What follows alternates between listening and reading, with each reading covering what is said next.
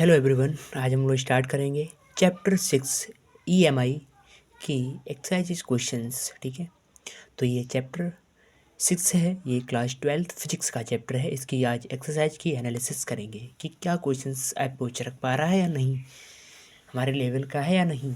तो याद करते हैं, ठीक है, समझते हैं चीज़ों को।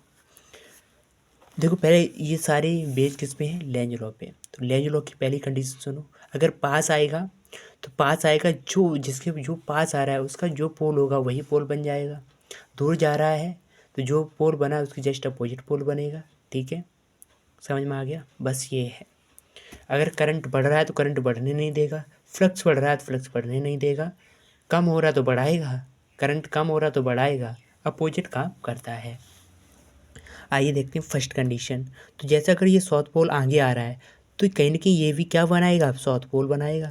अगर ये साउथ पोल बनाएगा तो देखो यहाँ से ये वाला जो कनेक्शन है ना वो इसके साथ है क्यू, तो ये करंट कैसे मूव करेगा? साउथ पोल ऐसे रिएक्ट करेगा, अपोजिट है ना साउथ पोल, तो क्यू आर पी क्यू ऐसे करंट की इंड्यूस करंट की डायरेक्शन हो जाएगी। एग्जाम क्वेश्चन नंबर बी की बात करते हैं। अगर इधर जाएगा तो ये भी अब साउथ पोल है तो ये भी साउथ पोल बनेगा, और इधर से देखो आ रहा है नॉर्थ पोल, अब ये साउथ पोल बनेगा। ठीक है, अगर ये अब साउथ पोल बनेगा तो इधर से ये जा रहा है यार, अगर जा रहा है तो कहीं ना कहीं क्यू से करंट जा रहा है, तो पी क्यू से करंट जा रहा है अंदर के लिए, आर निकल इधर से रहा होगा, तो पी आर क्यू। ठीक है, पी आर क्यू ऐसे करंट गया। ठीक है, अब इधर से नॉर्थ पोल गया जा रहा है, अभी साउथ पोल बनेगा तो कहीं ना कहीं इधर नॉर्थ पोल बनेगा। अगर ये नॉर्थ पोल बनेगा तो कहीं ना कहीं डायरेक्शन बाई में करंट ऐसे बनेगा ना, तो करंट बाई में अंदर आ रहा है करंट, तो बाई जेड एक्स ये डायरेक्शन हो जाएगी, बाई जेड एक्स। इसकी बात करते हैं, इसमें ना कोई रेजिस्टेंस लगा हुआ है ना कुछ। ठीक है, अगर कुछ नहीं लगा है, ना कोई इलेक्ट्रोमैग्नेटिक इंडक्स है, ना कोई इलेक्ट्रोमैग्नेटिक है, ना कोई सोलेनॉइड है। ठीक है, तो अगर ये कुछ नहीं है तो जैसे देखो ये जा रहा है पॉजिटिव है, तो इधर देखो करंट जा रहा है, इधर से आ रहा है, तो कहीं ना कहीं ये साउथ पोल बन रहा है। अगर ये साउथ पोल बन रहा है तो फिर इसको भी कैसा रिएक्ट करना चाहिए? साउथ पोल जैसा रिएक्ट करना चाहिए। तो साउथ पोल बन रहा है तो कहीं ना कहीं ये कैसे जाएगा? ऐसे बनेगा।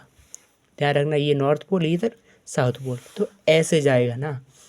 अगर ऐसे जाएगा तो जेड एक्स बाई जेड ये उसकी डायरेक्शन हो जाएगी, बाई जेड एक्स वाई। ठीक है, अब इधर आ जाओ, इधर देखो रेजिस्टेंस लगा है, इधर से करंट जा रहा है, करंट जाए तो कहीं ना कहीं करंट कम हो रहा है। अगर करंट कम हो रहा है तो सेम डायरेक्शन होगी जो इसकी डायरेक्शन है। अगर मान लो ये कौन सा पोल है? ये हमारा है नॉर्थ पोल। अगर ये नॉर्थ पोल है, अब इसकी जस्ट अपोजिट बनेगा ताकि करंट बढ़ा पाए, तो ये साउथ पोल बन जाएगा। अगर ये साउथ पोल बनेगा तो डायरेक्शन कैसे होनी साउथ पोल की? ये वाली, जेड बाई एक्स। ठीक है, अब इसकी जैसे देखो ये कौन सा पोल बन रहा है? नॉर्थ पोल बन रहा है, तो अब इसको कैसे बनना चाहिए? South pole. और साउथ पोल बनेगा तो जेड साउथ पोल, ये नॉर्थ पोल ही बनेगा भैया। नॉर्थ पोल बनेगा तो नॉर्थ पोल की डायरेक्शन ये होनी चाहिए, नॉर्थ पोल की डायरेक्शन।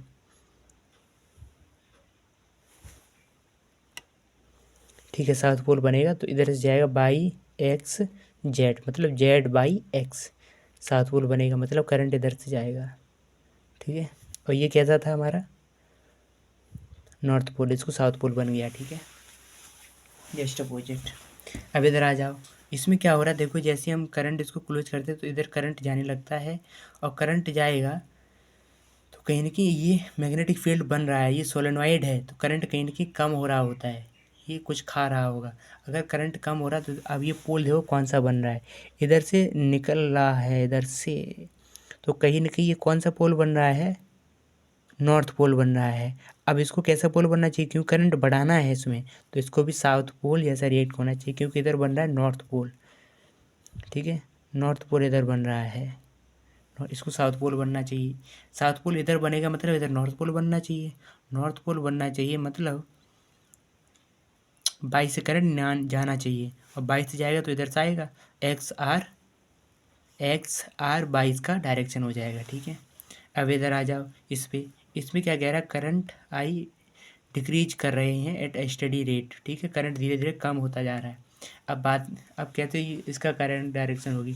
अब डायरेक्शन करंट के ऊपर है और मैग्नेटिक फील्ड डायरेक्शन इधर है, और मैग्नेटिक फील्ड और एरिया वेक्टर होता है, उधर ही करंट की डायरेक्शन होती है, उधर ही करंट की डायरेक्शन, उधर ही एरिया वेक्टर की डायरेक्शन होती है। और फ्लक्स हमारा क्या होता है, बी ए साइन थीटा, डॉट प्रोडक्ट करते बी ए कॉस थीटा, और कॉस थीटा कॉस 90 वैल्यू होती है 0, तो फ्लक्स चेंज नहीं हुआ, फ्लक्स कांस्टेंट है। ठीक है, करंट बढ़ाओ या घटा फ्लक्स सेम रहेगा।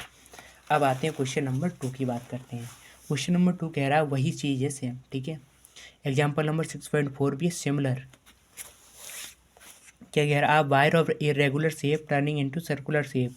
अभी क्या है, टेढ़ा मेढ़ा है, अभी सर्कुलर शेप बनेगा, तो कहीं की एरिया बढ़ेगी तो फ्लक्स बढ़ेगा। और लेंज लॉ क्या कहता है, फ्लक्स बढ़ेगा तो क्या कहेगा, फ्लक्स घटाना है भाई। और फ्लक्स घटाना है तो जो डायरेक्शन बन रही थी उसकी करंट अपोजिट करेगा। ठीक है, तो ये फ्लक्स बढ़ने नहीं देगा, मतलब जैसे इधर फोर्स लग रहा है तो अब इधर फोर्स लगेगा।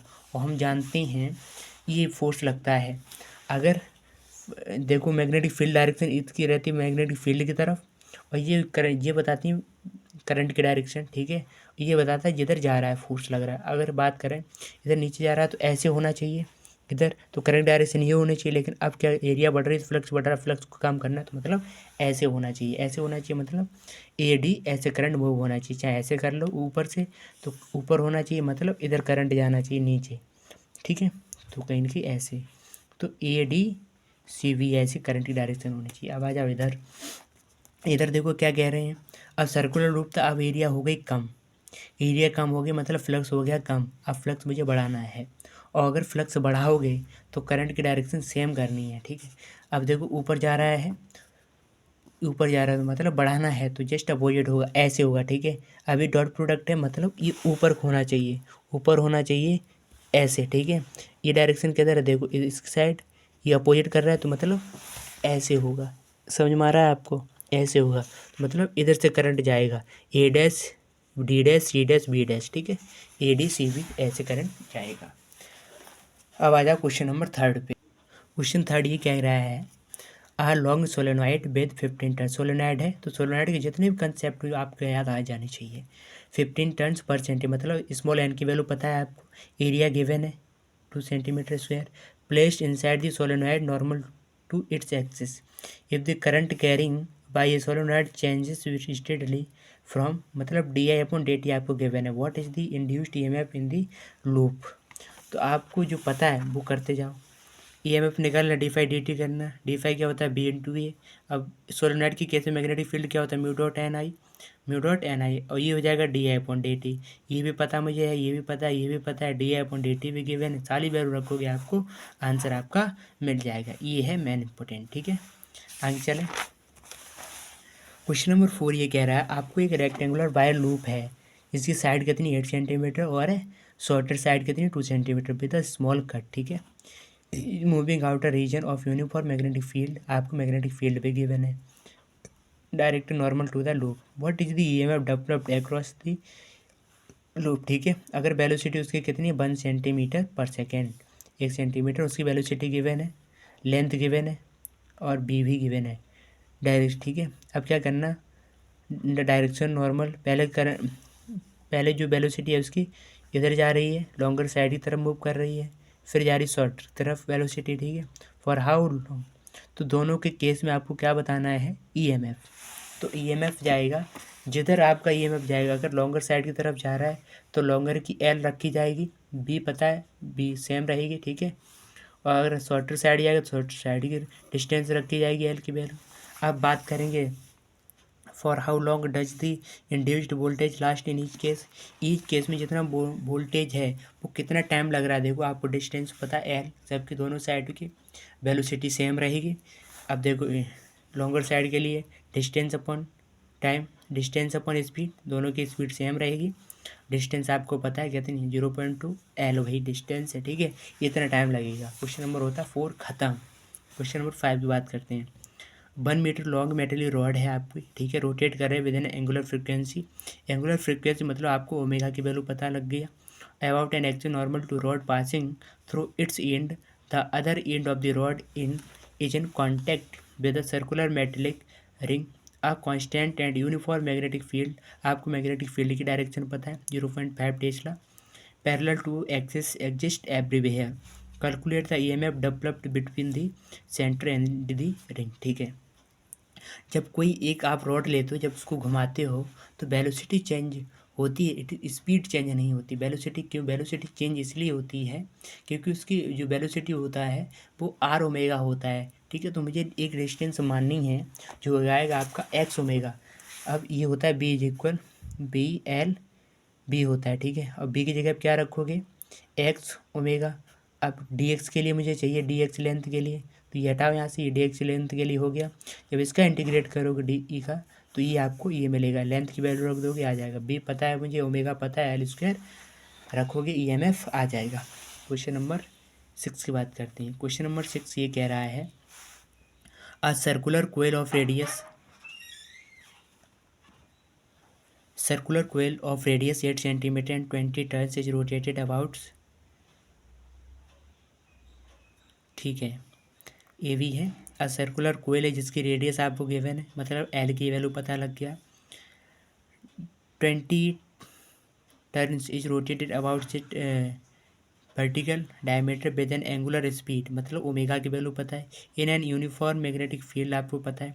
Obtain the maximum and average EMF induced the coil, the coil forms a closed loop of resistance 10 ohm, calculate the maximum value of current in the coil, calculate the average power loss due to joule heating, where does it power come from। ठीक है, आपको ये क्या करना है,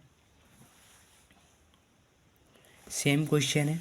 यहाँ से हम क्या निकाल लेंगे, ईएमएफ ए निकाल लेंगे, और ई में नंबर ऑफ टर्न्स, जितने नंबर ऑफ टर्न्स है मतलब वहाँ से मुझे जितने कहीं भी हो टर्न्स हो मल्टीप्लाई करना होता है नॉर्मल केस में। ठीक है, अब ईएमएफ यहाँ से आ गया, रेजिस्टेंस आपको गिवन है तो यहाँ से आप करंट की वैल्यू नहीं निकाल सकते, करंट की वैल्यू यहाँ से आ जाएगी। Calculate the average power loss due two joule heating, अब पावर निकालना, पावर होता क्या है, बी आई कर दो, बी आई कर देना है क्योंकि बी यहाँ से निकल आएगा, आई यहाँ से निकल आए, बी आई कर देंगे, आपका आंसर करना आपको ये है। हम जानते हैं फाई क्या होता है ईच टर्न में, तो टोटल टर्न का मल्टीप्लाई कर दें टोटल आ जाएगा। फाई क्या होता है, बी ए कॉस ओमेगा टी। फ्लक्स का जैसे डिफ्रेंशिएट करते हैं आपको मिल जाता है एन, एरिया को हम क्या लिख सकते हैं, पाई आर स्क्वायर ओमेगा, इसका डिफ्रेंशिएट करेंगे क्या हो जाता है, ओमेगा बाहर आ जाता है, ओमेगा और इंटू कॉस ओमेगा टी क्या हो जाता है, साइन ओमेगा टी, और ओमेगा टी की वैल्यू रख देते हैं वो हो जाता है 1। ठीक है, तो वहाँ से आता है N omega pi R square B. ठीक है, वहाँ से जैसे सब की वैल्यू रखते हैं तो ये आपको मिल जाता है ई एम एफ। ठीक है, भाई ये एवरेज होता है 0 ओवर अ साइकिल, ही हो जाता है हमारा मैक्स। ठीक है, जैसे एवरेज ई आ जाता है, आई की वैल्यू आपको पता है, आई की वैल्यू निकालना, रेजिस्टेंस आपको गिवन है, जैसे यहाँ रखोगे तो ये आपका करंट आ गया। ठीक है, तो पी एवरेज यहाँ से निकालेंगे 1/2 ई मैक्स आई मैक्स। होता क्या है, ई मैक्स होता है, आई मैक्स होता है, वैसे आई नॉट अपॉन रूट 2 होता है ना, तो I not upon root 2 I max की बात करते हैं तो यही आता है, जब वैल्यू रख देते हैं रूट टू तो 2 बन जाता है, वो 1/2 ई मैक्स आई मैक्स हो जाता है, क्या वैल्यू से रख दी, ये आपका पार्ट आ गया, तो ये आपका पावर आ गया। Question number 6 clear. ठीक है, नेक्स्ट बात करती हैं क्वेश्चन नंबर 7 की। A horizontal straight wire, a horizontal straight wire आपको सब कुछ गिवन है।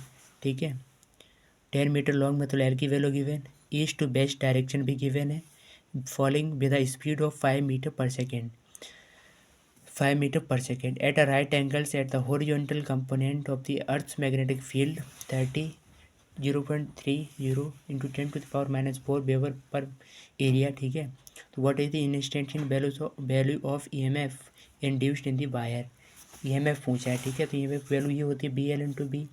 ठीक है, तो बी एल भी रखोगे वैल्यू ये आ जाएगा, ई की वैल्यू। अब मुझे डायरेक्शन उसके बताना है, तो देखना है तुम्हें, डायरेक्शन उसकी ये होती है south to north magnetic field की डायरेक्शन, और जो जा रहा है चार्ज हमारा वो ईस्ट टू वेस्ट जा रहा होता है। ठीक है, यूजिंग हम किसका करेंगे, फ्लेमिंग्स का राइट हैंड रूल करेंगे, क्योंकि तब मुझे एक वैल्यू पता लगेगी, ये थंब जो होता है हमारा वेलोसिटी बताता है वो इधर जा रहा है। ठीक है, और जैसे मैग्नेटिक फील्ड की डायरेक्शन ये है, राइट हैंड का यूज करना है।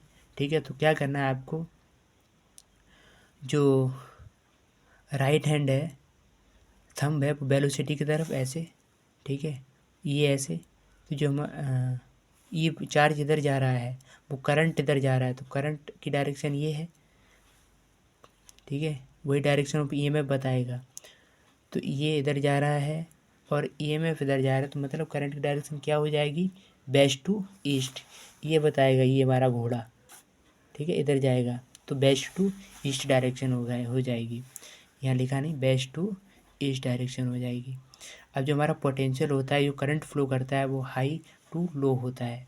तो जो अब क्या पूछ रहा है क्वेश्चन नंबर लास्ट में, which end of the wire is the higher electric potential. तो हायर टू लो जा रहा होता है, यहाँ आपको पता है जो चार्ज जा रहा है वो ईस्ट टू वेस्ट जा रहा है, मतलब जो फ्लो करता है वो हायर टू लो, तो ईस्ट पे क्या हो जाएगा आपका higher potential, higher electric potential, ठीक है। क्वेश्चन नंबर 8 की बात करते हैं। Current in a circuit falls from, आपको D I D T given यहाँ से हो गया। इफ़ द एवरेज ईएमएफ आपको पता है, ईएमएफ की वैल्यू पता लग गया। Given estimate of the self inductance, EMF किसके इक्वल कर देंगे, लड़ाई अपॉन डी टी, एल वहाँ से निकल आएगा, एल वहाँ से निकल आएगा, क्लियर, एल निकालना था, सेल्फ इंडक्टेंस एल आ जाएगा। क्वेश्चन नंबर 9 की बात करते हैं। A pair of adjacent coil mutual inductance, मतलब एम की वैल्यू गिवन है आपको हेनरी, ठीक है। If the current in a one coil change from D I D T given है, what is the change of flux linkage, change in flux का मतलब ही होता है ईएमएफ, तो ईएमएफ निकालना है, तो ये इक्वल मडाई अपॉन डी टी, एम पता है डी आई डी टी पता है, आपको ईएमएफ मिल जाएगा, वही चेंज ऑफ फ्लक्स होता है। क्वेश्चन नंबर 10 क्या कह रहा है, a jet plane is traveling towards west at a speed of 18 kilometre per hour, आपको वेलोसिटी पता लग गया। What is the voltage difference developed between the ends of the wing, अब आपको विंग की स्पीड पता है, तो विंग अगर इधर जा रहा है तो ये होते पंख, इधर पंख होते हैं, जो ये वाली डायरेक्शन है, ये वाली डायरेक्शन हो जाएगी हमारी ये 25 मीटर, और ये मुझे चाहिए होती है, ठीक है, BLV, तो ये आपको एल पता लग गया। और if the earth magnetic field at the location, उस लोकेशन पर जो मैग्नेटिक अर्थ की मैग्नेटिक फील्ड है वो इतनी है, और जो जा रहा है जिधर डायरेक्शन है वो एंगल ऑफ डिप कितनी है 30 डिग्री, तो यहाँ से मुझे उस ये अर्थ मैग्नेटिक फील्ड होता है, अब उस डायरेक्शन में मुझे अर्थ मैग्नेटिक फील्ड निकालना है, तो वहाँ से 30 डिग्री का यूज करते हुए बी साइन 30, बी कॉस 30 करेंगे तो उधर जाएगा, ठीक है। जैसे उधर गया तो हम वहाँ से वैल्यू निकाल करके मुझे भी पता लग जाएगा, BLV करेंगे आपको EMF मिल जाएगा। यहाँ होती है सारी एक्सरसाइज के क्वेश्चन खत्म। Thank you everyone.